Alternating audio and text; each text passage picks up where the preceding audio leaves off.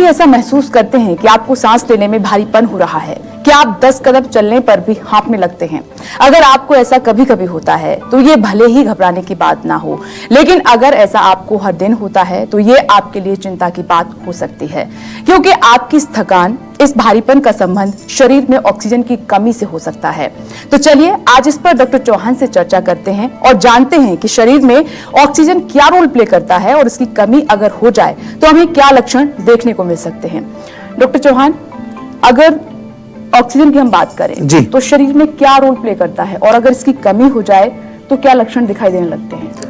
देखिए, ऑक्सीजन का बहुत बड़ा महत्व है हमारे जीवन में। प्राण रक्षा के लिए ऑक्सीजन बहुत आवश्यक है। आप सभी ये समझते हैं कि अगर ऑक्सीजन हमारे शरीर में 2 मिनट के लिए ना पहुंचे तो पूरे शरीर में जो है आपको कई प्रकार के लक्षण भी होंगे और अंत में मृत्यु भी हो जाती है, क्योंकि ऑक्सीजन की कमी होना जो है वो अपने आप में एक रोग का हम उसको जो है नाम भी देते हैं। अगर हमारे ब्लड में अगर ऑक्सीजन कम हो जाती है तो उसको हाइपोक्सीमिया कहते हैं, या फिर हमारी टिश्यूज़ में या जो हमारी कोशिकाएं हैं उनमें ऑक्सीजन की कमी हो जाए तो उसको भी जो है हाइपोक्सिया का नाम दिया जाता है, यानी कि ऑक्सीजन की कमी होना।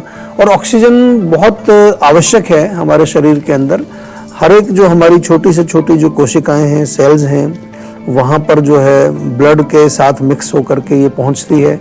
वहाँ पर जो है हर सेल को जीवन दान देती है। प्राण रक्षा करना इसका एक बहुत महत्वपूर्ण जो है इसका एक कार्य है। इसके साथ साथ जो है जो हमारी टिश्यूज़ हैं या सेल्स में जो डैमेज होता है उसको जो है ये कंट्रोल करती है। मसल्स के कॉन्ट्रैक्शन वगैरह को कंट्रोल करती है। या जो है जो हम भोजन खाते हैं उससे एनर्जी बनने का जो प्रोसेस होता है उसमें एक प्रोसेस होता है ऑक्सीडेशन, उसको बोलते हैं।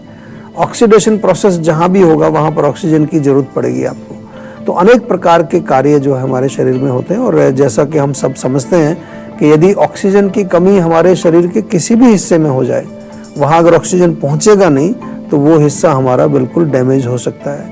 जैसे कि कई बार हम कहते हैं कि किसी पर्टिकुलर ऑर्गन की डेथ हो जाती है, विशेष तौर पे ब्रेन में यदि ऑक्सीजन की कमी हो जाए, क्योंकि ब्रेन जो है, ब्रेन में बहुत सारी ऑक्सीजन हमें चाहिए होती है। जितने भी ब्रेन के अंदर है, हमारे मस्तिष्क के अंदर जो फंक्शंस होते हैं वहाँ ऑक्सीजन की बहुत ज़्यादा डिमांड होती है और वहाँ ऑक्सीजन यदि कमी हो जाए किसी कारण से तो फिर आपका ब्रेन डेड भी हो सकता है और उसके कारण आपको कोमा जो है आप बेहोशी में जा सकते हैं।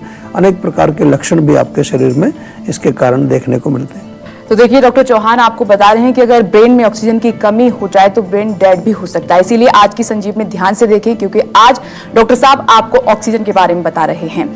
अगर आपकी भी आंखें फूली रहती हैं और आंखों के नीचे काले घेरे भी हैं तो बने रहिए हमारे साथ, क्योंकि अब से कुछ ही देर के बाद डॉक्टर चौहान देंगे आपको पफी आइज से मुक्ति पाने की आज की संजीवनी टिप्स। चलिए चर्चा को आगे बढ़ाते हैं।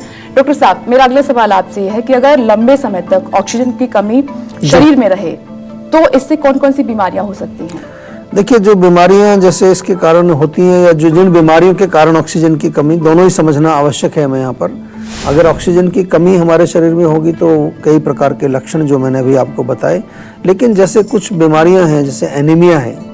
एनीमिया आप जानते हैं, उसमें खून की कमी होती है। तो खून जब कम रहेगा, क्योंकि खून के माध्यम से ऑक्सीजन हमारे शरीर में ट्रेवल करती है, तो फिर वहाँ पर आपको ऑक्सीजन की कमी शरीर में हो जाएगी। इसी प्रकार से अस्थमा कुछ लोगों को होता है, जहाँ पर उनको सांस लेने में तकलीफ होती है या उनके लंग्स जो है पूरी तरह से एक्सपेंड नहीं हो पाते, पूरी ऑक्सीजन उनमें नहीं भरती है, तो उसके कारण भी जो है फिर ऑक्सीजन की कमी आपके शरीर में। कुछ एक बीमारी आपने डॉक्टर्स के नाम से सुनी होगी, जो जिसको के कहते हैं COPD, एक डिजीज़ है, और उसमें जो है लंग्स का जो पूरा रेस्पिरेटरी सिस्टम है वो इन्वॉल्व होता है।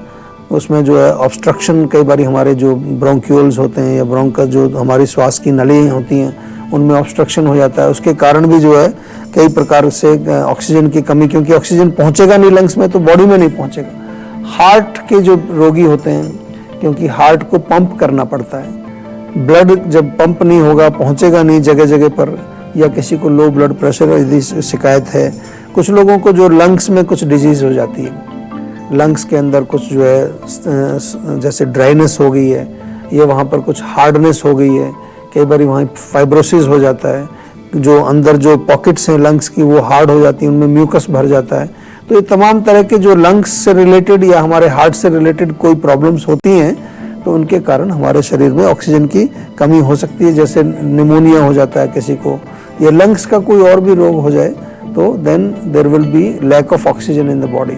और कभी कभार जो है हमने ये भी देखा है, बहुत तेज बुखार किसी को होता है, फीवर होता है, उसके कारण भी जो है, क्योंकि हमारा जो फंक्शन है बॉडी का वो नॉर्मल स्थिति में नहीं होता है उस समय, तो उसके कारण भी ऑक्सीजन की कमी हो जाती है। संजीवनी कॉलर जुड़ गई हैं आशिमा जी अमृतसर से। आशिमा जी, स्वागत है आपका संजीवनी में। अपना सवाल कीजिए डॉक्टर साहब से। मुझे अस्थमा की प्रॉब्लम है 5 साल से। हाँ जी, नमस्कार। दोबारा बोलिए, जरा ऊंचा बोलिए। सर, मुझे अस्थमा की प्रॉब्लम है 5 साल से। अच्छा, तो क्या कर रहे हैं उसके लिए आप? इलाज क्या कर रहे हैं अभी? इनहेलर ले रही हूँ, क्या मेरे इनहेलर छूट सकते हैं?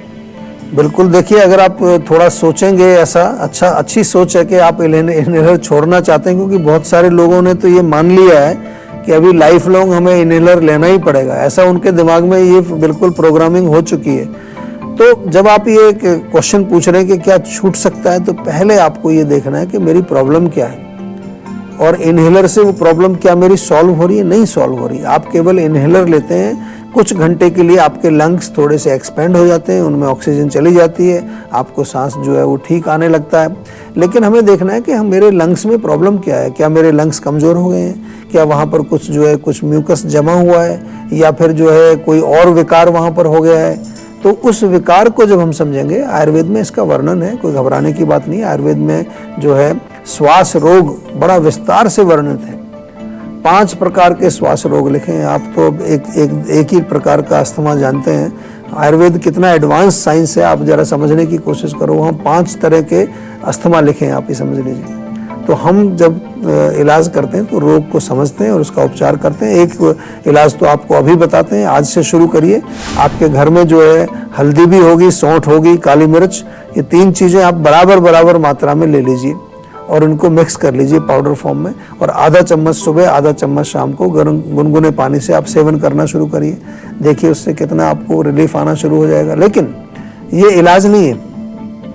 कभी कभार हम जो आपको नुस्खे बताते हैं वो इलाज नहीं है, वो आपको केवल आयुर्वेद से जोड़ने का एक तरीका है।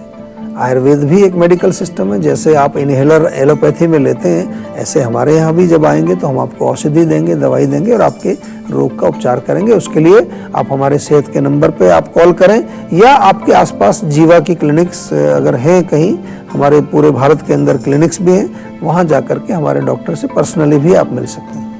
नमस्कार, मैं हूं मानक गुप्ता। अगर आपको हमारा ये वीडियो पसंद आया हो तो इसे लाइक और शेयर जरूर करें, और हाँ, हमें सब्सक्राइब और फॉलो करना ना भूलें, ताकि आप देश और दुनिया की कोई खबर मिस ना करें। तो जुड़े रहिए हमारे साथ और देखते रहिए News 24।